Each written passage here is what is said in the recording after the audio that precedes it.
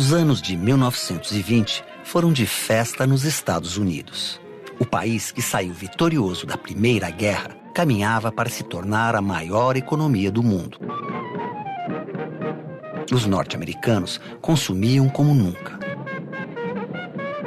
A indústria crescia, mas ao final da década, uma crise abalaria este estado de prosperidade e se espalharia pelo mundo.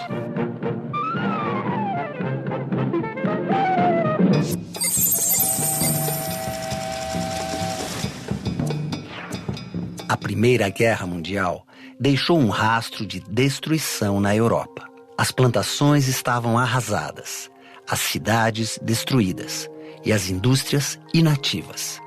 Já os Estados Unidos entraram tarde na guerra e não tiveram combates em seu território. Foram os maiores beneficiados com o conflito. Os Estados Unidos vão ter aí um protagonismo muito importante. Porque se durante a Primeira Guerra eles puderam desenvolver a sua indústria, desenvolver a sua agricultura em função de uma demanda dos países em guerra, o pós-guerra significou para os Estados Unidos uma continuidade dessa, digamos, política de produção para um mercado que naquele momento era um mercado bastante ampliado e que implicava investimentos, né, que alimentavam o desenvolvimento do capitalismo norte-americano. A década da prosperidade é considerada a década de Vinci, certo? Ela foi uma década de prosperidade econômica, forte crescimento econômico e grandes mudanças em função desse crescimento, certo? A principal consequência da Primeira Guerra Mundial para a economia norte-americana foi, externamente, que a economia norte-americana se tornou a primeira economia do mundo. O capital norte-americano foi fundamental para recuperar os países europeus. Empréstimos públicos e privados ajudaram a reconstruir países como a Alemanha.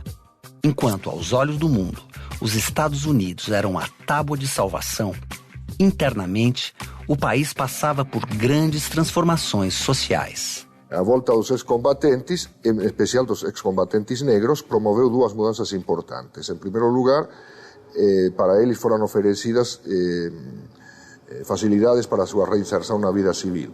Eles tentaram se transformar todos em pequenos empresários, em pequenos comerciantes, etc. Em segundo lugar, os negros voltaram com uma nova consciência de sua situação, certo?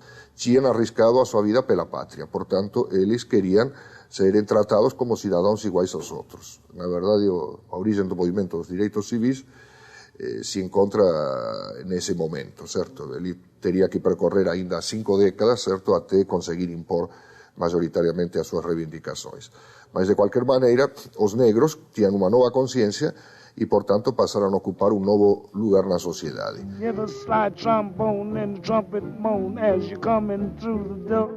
Do you know what it means to miss New Orleans? Um dos principais impulsos para o crescimento da economia norte-americana foi a indústria de automóvel. Henry Ford foi o pioneiro. Ao lançar o Ford T, um modelo revolucionário para a época, ele ajudou a expandir outras indústrias e o mercado. A indústria do automóvel teve repercussões em toda outra série de ramos industriais. A produção de aço, a produção de partes para automóvel, a construção das estradas, a produção de petróleo. Em pouco tempo, os norte-americanos entenderam que era essencial incentivar o consumo para continuar movimentando a economia. A publicidade dava seus primeiros passos. Agora era necessário criar campanhas publicitárias que atingissem o país inteiro, um país de dimensões continentais. Para isso foi necessário mobilizar uma enorme quantidade de recursos materiais e também intelectuais. Passaram a se formar pessoas especializadas em publicidade. A origem do publicitário atual está nesse momento. Os norte-americanos responderam imediatamente ao mundo ideal criado pela publicidade. Passaram a comprar carros, casas, roupas da moda, eletrodomésticos, cosméticos. A busca por diversão também passou a fazer parte do cotidiano. A vida noturna floresceu e as viagens viraram moda entre a classe média. Esse novo estilo de vida invadiu até a Europa. Isso passou a ser chamado de American Way of Life, como maneira também de designar o melhor padrão de consumo do planeta. Mas ninguém ganhava tanto para comprar tudo isso de uma vez só. E todos queriam todo ao mesmo tempo. Então a solução encontrada foi vender rádio, eletrodomésticos, carros, casas, cosméticos e até vestimenta em prestações. Surge, portanto, uma impressionante indústria do crédito. O crédito fácil fez com que muitas famílias se endividassem. Ao mesmo tempo, a Bolsa de Valores norte-americana se expandia. Até mesmo os trabalhadores retiravam dinheiro da poupança ou pediam empréstimos para investir em ações na Bolsa. Esperavam ficar milionários da noite para o dia. Havia também um apelo ideológico para que os trabalhadores se tornassem sócios das empresas comprando suas ações. Esta ideia de capitalismo popular era muito importante, não somente para ativar o mercado da Bolsa, mas principalmente devido a que os Estados Unidos já se havia transformado naquele momento no exemplo do capitalismo mundial. Então, o que se pretendia demonstrar através da noção de capitalismo popular era que não era necessário deixar para trás o capitalismo, como tinha feito a União Soviética, para superar a pobreza, mas transformar os operários e os trabalhadores em geral em capitalistas. A ideia de que o capitalismo tinha encontrado nos Estados Unidos a fórmula para o enriquecimento sem limites se espalhou. Mas a economia norte-americana dava sinais de fraqueza. Ocorre que em meados da década de 20, os estados europeus passaram a se recuperar relativamente. E essa recuperação relativa implicou uma diminuição da demanda pelos produtos norte-americanos. No final da década, as exportações caíram e o mercado interno havia chegado a seu limite. Produzia-se mais do que era possível vender. E os empresários já não tinham meios de pagar os funcionários. A indústria começou a quebrar. Quando ela quebra, ela desemprega todo um conjunto de funcionários, de assalariados, e aí nós temos uma quebra generalizada, porque esses funcionários não têm mais condições de consumir. Por outro, a quebra das próprias empresas, que eram a base do crescimento econômico e da prosperidade norte-americana. E isso arrasta também o setor financeiro, né? Que muitos bancos também quebram em função de que o dinheiro emprestado não iria retornar de maneira alguma. Na Bolsa de Valores, o clima era de grande tensão. Nos anos anteriores, mesmo diante dos sinais da crise, os especuladores continuaram comprando ações. Os preços das ações subiram, mas, de fato, não estavam atrelados ao crescimento real das empresas. Eram fictícios. Não existia uma base material para toda essa riqueza negociada em papéis. A produção não era correspondente aos valores negociados na Bolsa. Numa quinta-feira de outubro de 1929, a bolha estourou. Todos tentavam vender as ações que tinham e os preços desabaram. O pânico se alastrou. A queda das ações gerou um prejuízo de 14 bilhões de dólares. Como consequência da quebra da bolsa, milhares de pessoas correram aos bancos para sacar dinheiro e toda a economia entrou em colapso. Todo mundo sentiu a crise. Os trabalhadores braçais, porque as empresas fecharam, eles ficaram desempregados. O crescimento do desemprego foi fantástico. A pobreza, de um modo geral, atingiu todas as classes sociais. Não havia nenhum tipo de seguro contra a pobreza, ou seja, de mecanismos, porque como era uma sociedade onde tudo era privado, houve uma catástrofe social. Houve suicídios, como é bem sabido, certo, em Wall Street, e as pessoas, em 2, 3 anos que foram ficando muito pobres, começaram a viajar de carona no trem, certo? Ou seja, de carona significa que não pagavam, certo? E percorriam o país em busca de qualquer coisa que lhes desse algum tipo de meios de subsistência.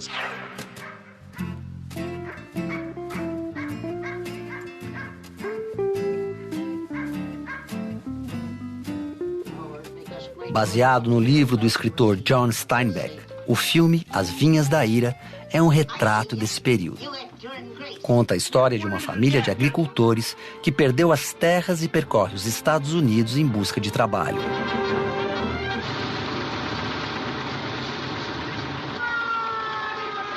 Ao chegar a outros estados, é recebida com violência.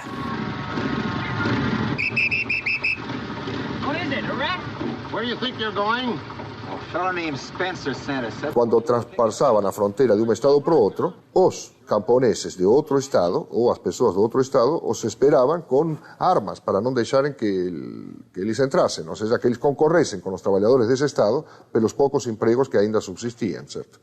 Resultado, começou a haver milícias armadas, certo, que patrulhavam a fronteira dos estados para que não houvesse migrações de estado para estado.